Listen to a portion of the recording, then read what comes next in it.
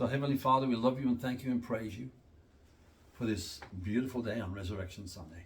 Yes. Lord, it is delightful and pleasant to come before you, to be in the presence of fellow believers. Yes. Thank you. Lord, with, what do they call it? Same heart. Yeah, unity of the faith. Yes, Lord. We thank you and praise you for it, Lord. Just bless us today with your presence. Lord, bless us, Holy Spirit, with knowledge and understanding of the word as we open it today. Even though we've looked at these scriptures many times, Holy Spirit, give us more rhema and more logos from them, we pray, as we seek and search out the character and the nature of our Father, God. We give you praise for that in Jesus' name. Yeah. Amen. All right, if you know, we finished off last week. We're talking about the third servant Yes, we are. in Matthew 25, 28 through 30. And it reads this way in the Passion. Because you were unfaithful, I will take the 1,000 gold coins and give them to the one who has 10,000. Which verse are we in? 28. Oh, 28. Don't tell me it's different.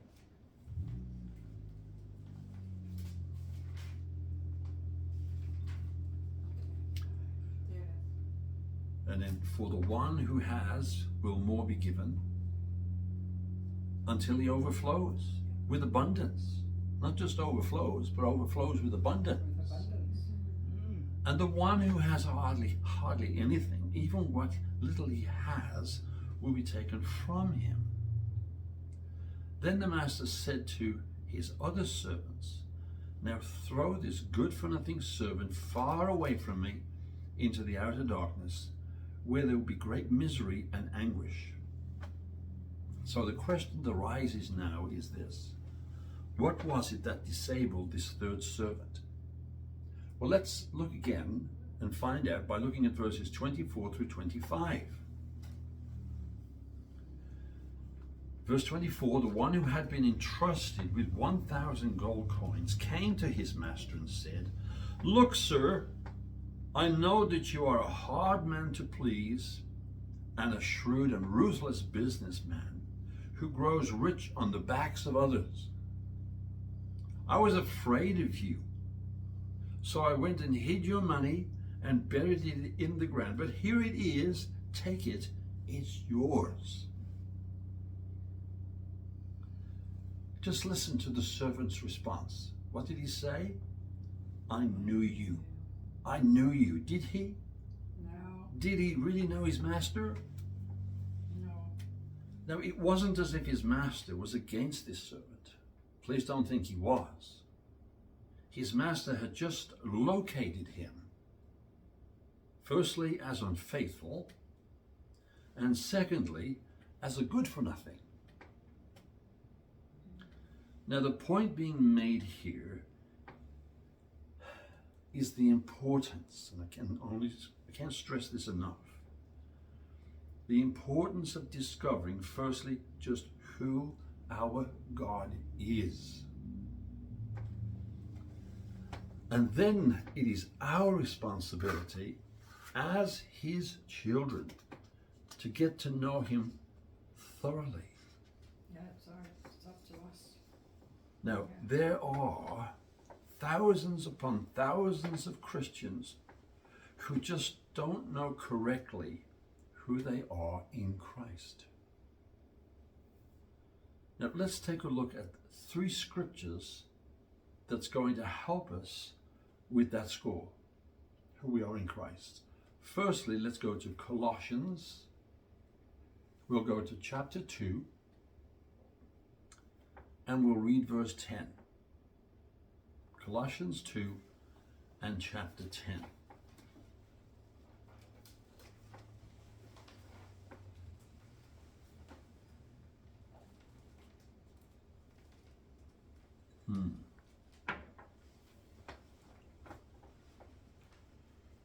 How does it start off? And our own completeness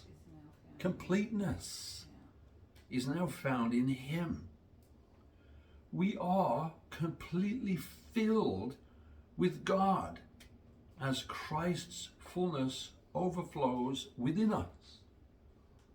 He is the head of every kingdom and authority in the universe. See that? So where is our completeness?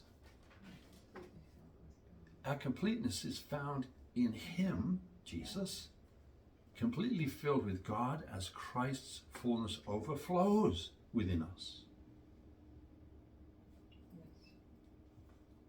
So this helps us to discover who we are, whose we are, and what we are in Christ. Christ's fullness overflows within. Amen. Now if you can turn with me now to Ephesians chapter 2, we're going to look at verse 5.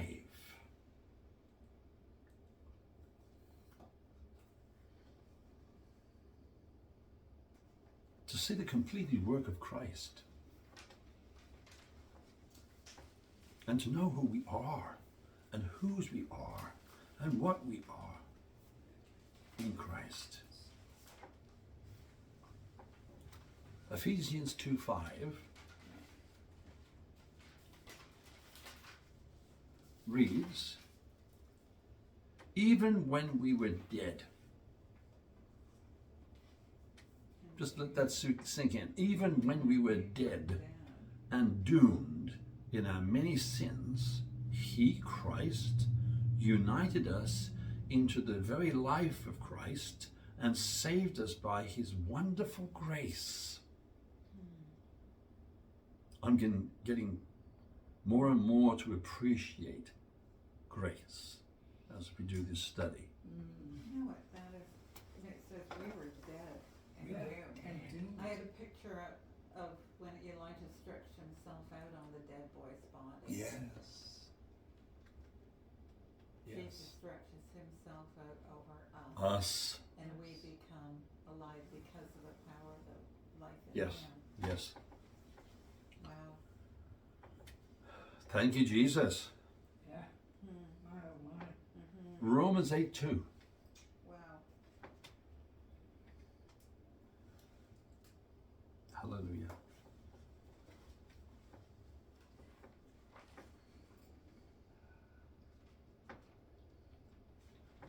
Now, how many know that there are spiritual laws that are in effect throughout the whole universe? Yes. Some of us are familiar with some of the physical laws in the earth and in the universe, but there are spiritual laws that fill the universe. Romans 8:2. And this is one of the spiritual laws. It starts off by saying, the law of the Spirit of life flowing through the anointing of Jesus has liberated us from the law of sin and death. See, there's a spiritual law of sin and death, Yeah, there is. but there's a spirit of life. The law of the Spirit of life flowing from the anointing of Jesus has liberated us, you and I, from the law of sin and death. So again, that shows us who we are, whose we are, and what we are. Yeah. And it again helps us see the nature and the character of our Father, God.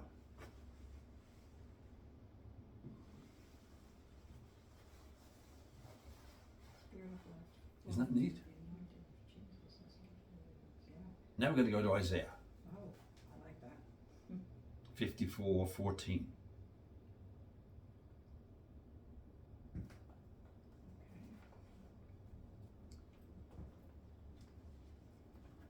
And this is where we come in, as Chris Tomlin would say.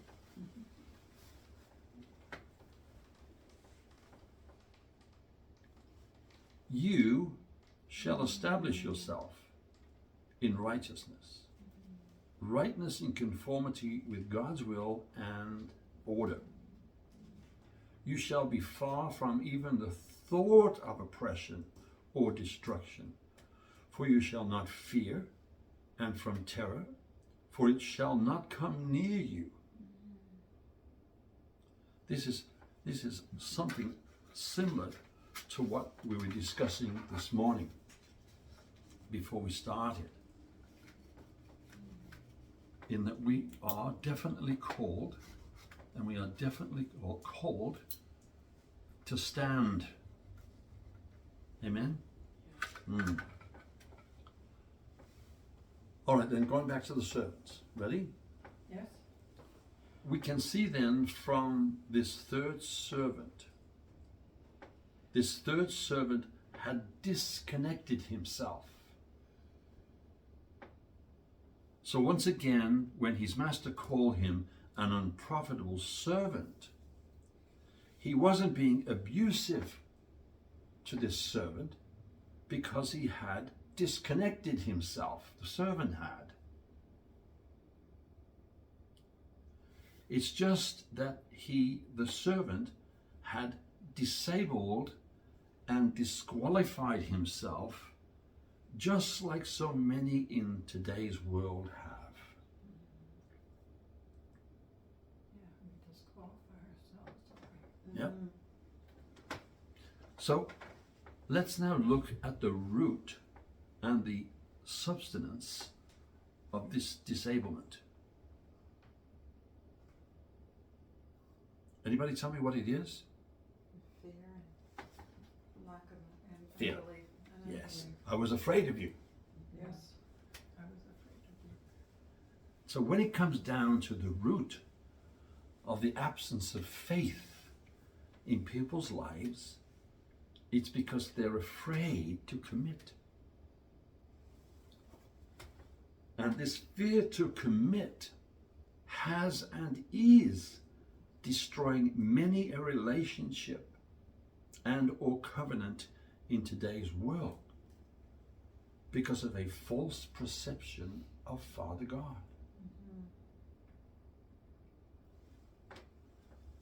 So let's see if we can discover from the actions of this third lazy servant how people disqualify themselves from entering into the kingdom of God. As we said, people today actually live in fear of making a commitment. Any kind of commitment. Yes. Yeah. So we see here in this verse, after hearing his servant's reasons and excuses, that the servant's master said to him, "Depart from me." Now, lots of people live in fear of life itself Yeah.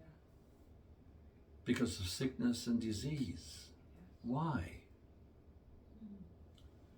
Now, the root of their fear is because they have a false perception of their Father. Is he their Father? Yes. God. So I have a question here. Is Father God the Father of all mankind? Yes. Absolutely. Why? Well, yes, he is. And that's a question that needs to be settled and meditated on by all who live in fear of him. Now, just think about the ramifications of that sinking in around the world today. With all of the fighting and wars that are going on. So if then we look at verse 26 of Matthew 25, can we see that the Lord agrees with the servant with regards to his reaping and gathering, but not with the hard man label?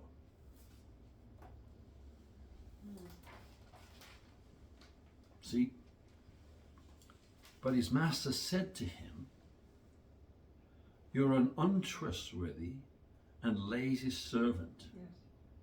If you knew I was a shrewd and ruthless businessman who always makes a profit, why didn't you deposit my money in the bank?" He's taken him at his word. He said, well, if you even believe what you're saying, Yes, That's then right. why didn't you do that? Yes. Like, so he's completely foolish. he's completely foolish. He's- Yes, He's lazy because he didn't do anything. Not afraid. Even act on what he did believe. no, he did not. So we can see here then that the master agreed with the servant here, because if you look again at what the servant said in verse 24, he said, "Look, sir, I know that you are a hard man to please, and you're a shrewd and ruthless businessman who grows rich on the backs of others. Yeah, that's not true. No. No. Now, in some translations, you'll read that you reap where you have not sown. That's different. But aren't you glad that God does that? He reaps where he has not sown. That's, yeah. That he seeks out and chases down, if you will, those who were sown among the tares. But Father God is patient with us, is he not? Goodness, yes. With his not wanting any to perish. No. He desires that everyone comes to repentance. And aren't you glad that he gathers where he has not scattered? Amen? Where he has not scattered seed. This means, and I'm quoting here from 2 Peter 3:9, this means that contrary to man's perspective, the Lord is not late with his promise to return as some measure of lateness, but rather his delay simply reveals his loving patience towards us, because he does not want any to perish, but all to come to repentance. That was 2 Peter 3:9. Can I just add something?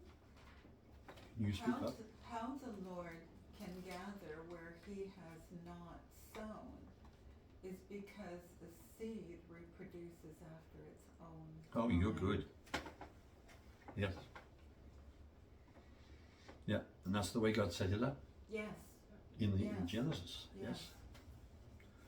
So aren't we blessed by that? Yeah, Amen. definitely. So please note, then in its absence, we can see that the master is disagreeing with the hard man designation. He didn't agree with that accusation. He just agreed that he gathers where he has not sown. So, And for this, I want to highlight this verse from the Amplified Bible, Matthew 25:24, okay. which reads in the Amplified Bible, "He who has received 1 talent also came forward saying, Master, I knew you to be a harsh and hard man, reaping where you did not sow and gathering where you have not winnowed the grain." But we see in verse 26 that the master calls his third servant untrustworthy and lazy. This condemnation, this untrustworthiness and laziness comes from the Greek word poneiros. Now, P-O-N-A-Y-R-O-S, which means of a bad nature or condition. And in an ethical sense, evil, wicked, or just bad. So when he calls him untrustworthy and lazy, it comes from the Greek word poneiros, which means a bad nature, and in an ethical sense, wicked and evil. And as we mentioned before, not only were the actions of the servant detrimental to himself, but they were also detrimental and hurtful to his master. Well, you might well find some people saying, well, who gives a fig? What on earth does all of this have to do with me? Well, listen, the pure essence of these teachings is to enable us to discover, first of all, who Father God is and who we are to Father God. In this instance, when I was doing this, it brought to mind, in this instance, the mythical unicorn. Oh, yeah. The unicorn came to mind in that the unicorn was dancing and splashing in the waters while the door to the ark was closed. So I guess that there are some people who cannot be reached without much supplication and prayer.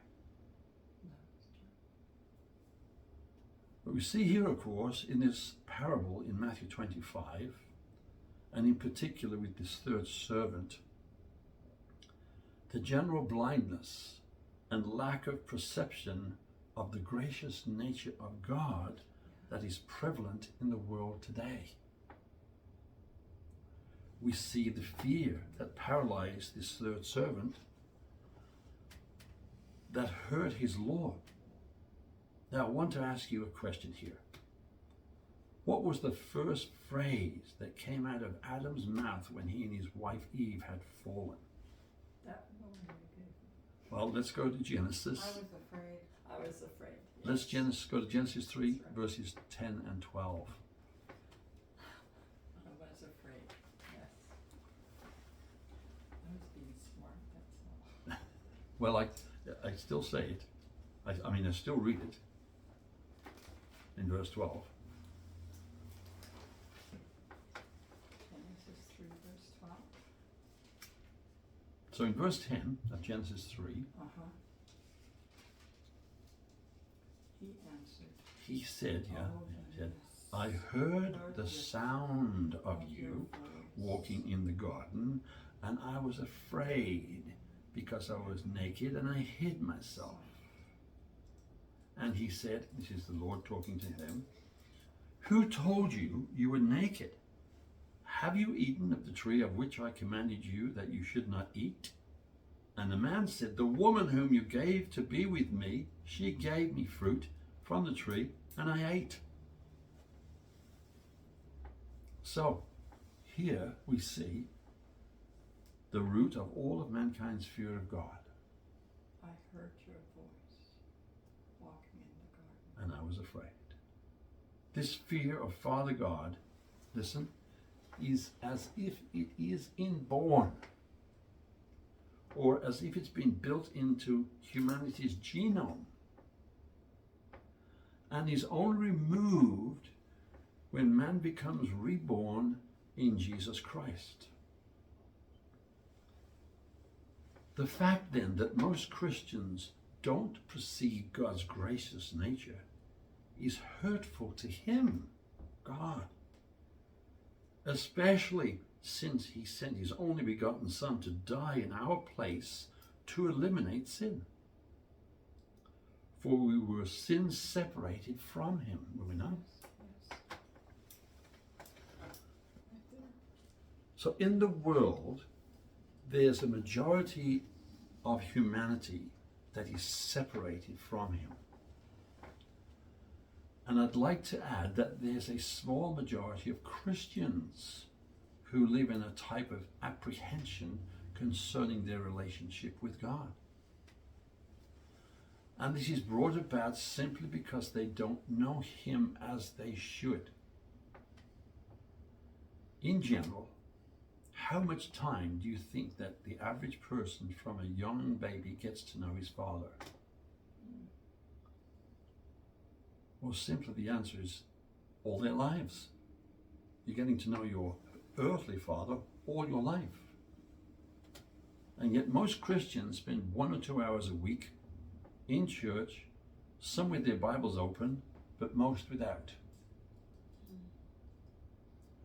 And this is all the time they spend in their daily lives or weekly lives, spent learning about their Father, who is God. So we can see then, can we not, in the parable from Matthew 25, 23 through 30, that it was truly the master's heart desire to reward and promote all three servants. All three. This should indicate and tell us that Father God's heart is truly available to us all. Now, if you look again at Matthew 25, 21, we can see clearly that what his master said to him. Clearly see that his master said to him, and we're talking now about the other two. So commending his servant, the master replied, "You have done well, and proven yourself to be my loyal and trustworthy servant, because you have been a faithful steward to manage a small sum. Now I will put you in charge of much, much more. You will experience the delight of your master, who will say to you, 'Enter into the joy of the Lord.'" Just meditate on that for a minute. We see the same commendation is given to the second servant in verse 23. This, of course, is what we all wish to hear when we meet the Lord. This is what the master wished to do for all three of his servants. And the joy, the master's joy that this is speaking of in these verses, is the joy that the master himself received. The joy that the master himself received from blessing and promoting his servants. Yeah, because he says, "Come celebrate with me." Yeah. Can we yet see this, body of Christ? Just look at the rewards. I want us to go to Psalm 128. We're going to look at the first 6 verses. Psalm 128, huh? Yeah. 128. Please. 1 through 6. 6. Thank you.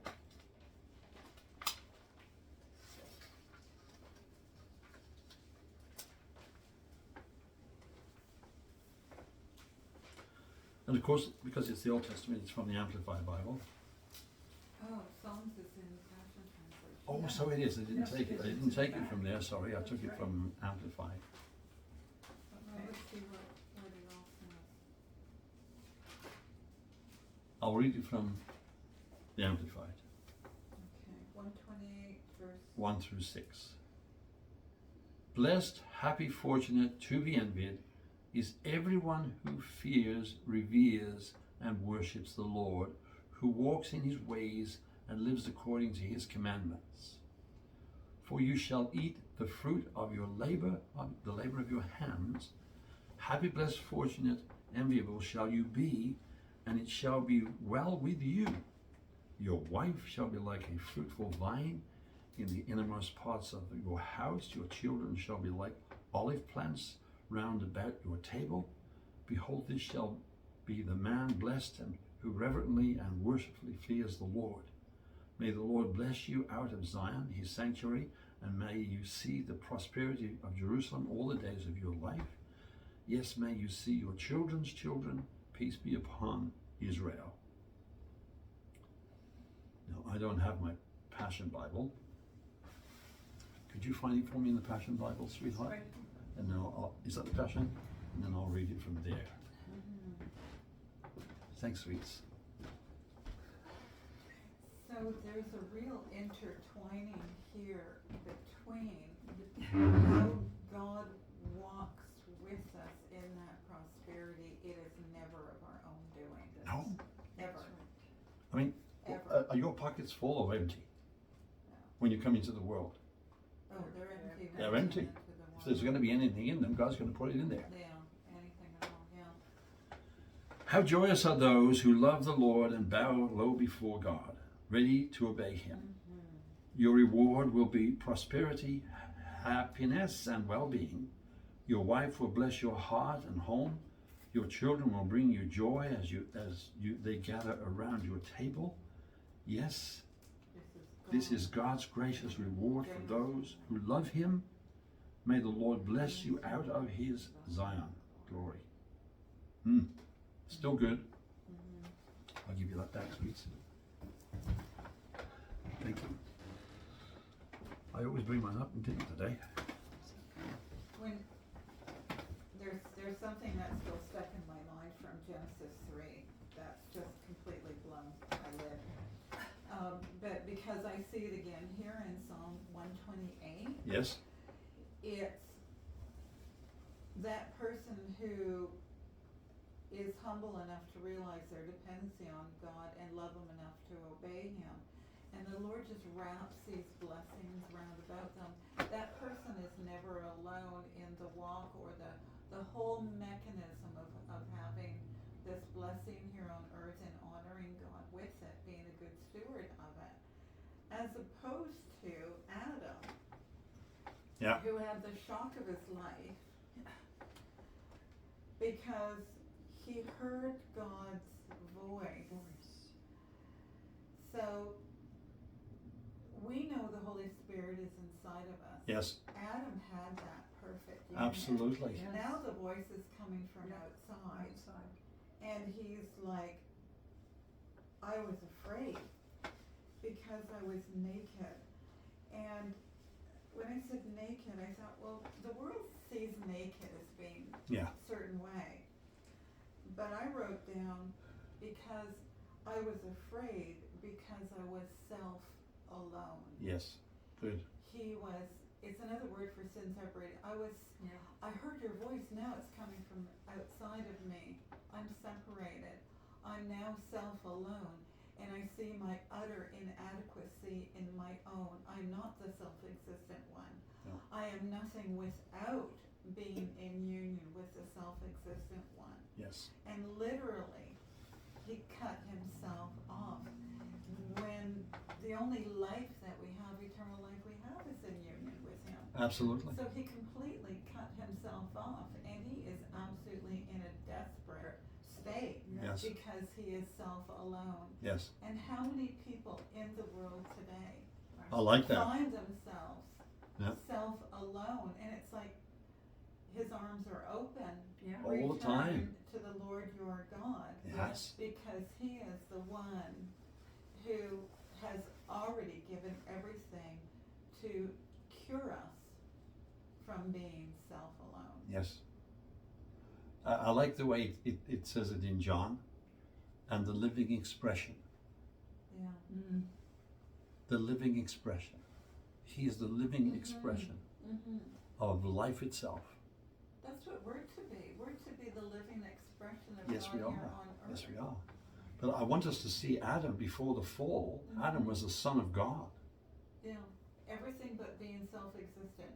Yep. He was made in God's image. He's a facsimile. But And he he's was going not to in- live forever.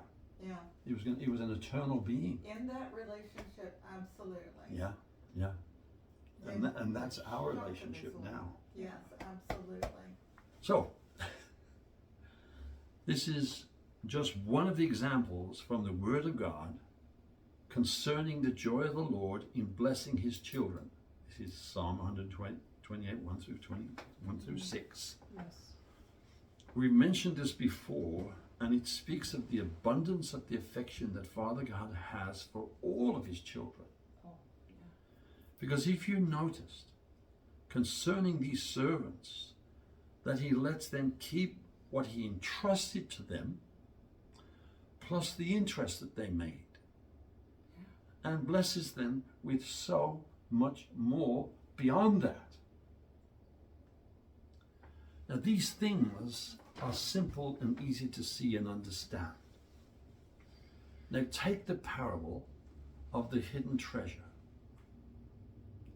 It is a well-known parable of Jesus, which appears in Matthew 13, verses 44 through 46. And it illustrates the great value of the kingdom of heaven, which is where Father God is trying to lead us to, so that we can enjoy the riches and the great value of the kingdom of heaven.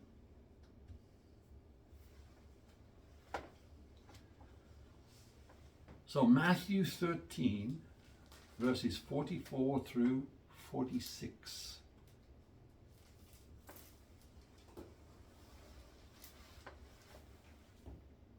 Thank you, Jesus.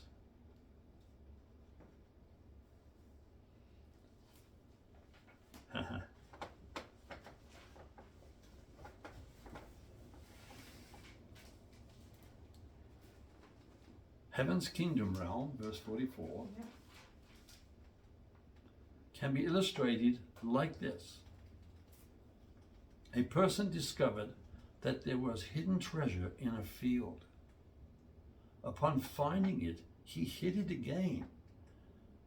Because of uncovering such treasure, he was overjoyed and sold all that he possessed to buy the entire field just so that he could have the treasure. Heaven's kingdom realm is also like a jewel merchant in search of rare pearls. When he discovered one very precious and exquisite pearl, he immediately gave up all he had in exchange for it. So looking once again, then, as we close today, at Matthew 25:15, if we have eyes to see, we will see that each one of us, every day, you and I, each one of us places a draw upon God. And the next part is very important to see with our spiritual eyes. Listen. Each according to their own ability. We draw from God, or we draw upon God, each according to our own ability. It's very important that we're able to see this. With all of the millions of people that are on the earth today, with each healthy person born with 10 fingers and toes, Yes. and each one of those fingers and toes has its own individual fingerprint or footprint. Just try to imagine how many there are. But you know what? Father God knows them all, Yeah, it does. because he gave them to us while we were yet in our mother's womb. Blows your mind, doesn't it? But you see, we have to develop our spiritual eyes. We have to become spiritually awakened. All of these people in the earth today who don't know God are spiritually dead. Their eyes are blinded to the light. We are the ones who are given the responsibility of taking the light to them. I mean, they can refuse it, Yeah. but we're responsible for taking it to them. So let's close today by looking at Jeremiah 29:11.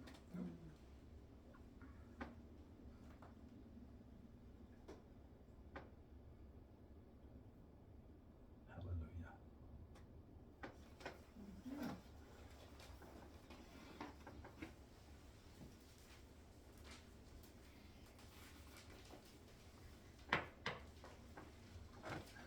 Jeremiah 29:11.